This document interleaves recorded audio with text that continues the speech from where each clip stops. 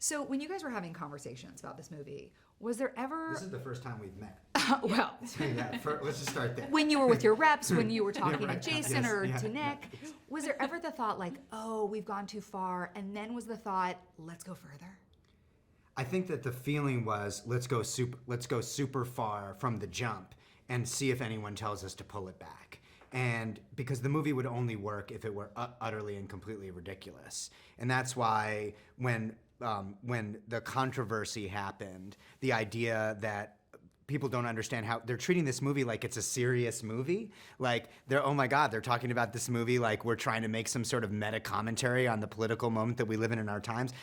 Don't they realize that this movie is silly? And so for us, we designed the movie to be incredibly over the top from the very beginning. 5 minutes into the movie, it's very clear when someone gets killed by a high heel shoe that we are not trying to make any commentary on violence in the world. Betty, I was told that there was never a question that anybody could play this part except you. That's really nice. It is true.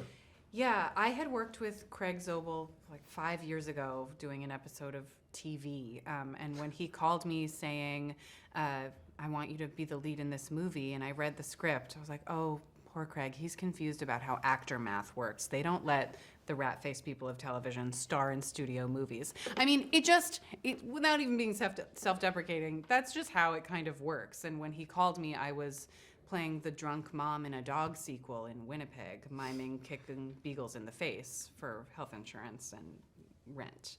And I was honored to do that. But that has been most of my life as an actor. You were honored to kick dogs? To mime kicking dogs. Yes, mime I was kicking the villain. I understand. The beagle It's called was the hero. acting, Right. Damon. Okay. Acting. Absolutely. I And it's do the a lot sequel. of pushing the envelope. Right, content. I understand. Yeah, Okay. It's my first rodeo, Lindelof. Good to know, yeah, absolutely. But I read the script and just my heart sort of sank because I was like, oh no, I have to play this part and it's probably not going to happen. Just because I had a healthy sense of realism about how the business works. And then I made a weird tape in my hotel room with my own recorded voice doing the other lines and somehow got the part. It's insane. Not just got the part, you get to have this incredible sequence with Hilary Swank, who snaps into this part like a damn Slim Jim. She's just like, oh, yes, oh. Totally. Can you tell a little bit about that sequence? Yeah, I mean, that was the last thing we shot, and it was sort of the grand finale of dreams coming true for me. Because you destroyed the set in the process. Yeah, we built a kitchen to destroy a kitchen. It was truly insane. Yeah, it was like an ice sculpture of a movie. We ruined the set at the end of the movie. Last question. Damon, do you think that people are going to start wondering if this perhaps is a continuation of Lost? Because you've got people on a plane going to a weird place where crazy shit goes down. Oh, interesting. Will that get people to see the movie? Yes, this is the sequel to Lost. Yeah.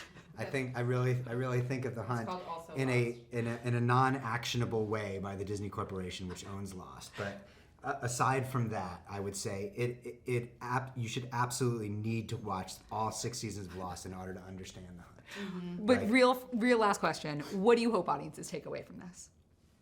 I think that the movie has been unfortunately misconstrued as this very intense, serious sort of meditation on this moment in time. And while all movies should be reflective of the time in which they're made, I just hope that people are like, I had a lot of fun watching that movie. The last thing that I expected when I went and saw The Hunt was to laugh and to really enjoy myself. And we have found that everybody who sees the movie mostly has that reaction. And so movies should be that too. This is not a serious movie.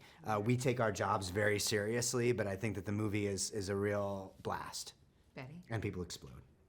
Agree. I was surprised at how hopeful and joyful I felt watching this movie. And I think it's a movie that you can take your relative who may vote opposite from you and you both laugh and wince at each other and yourselves.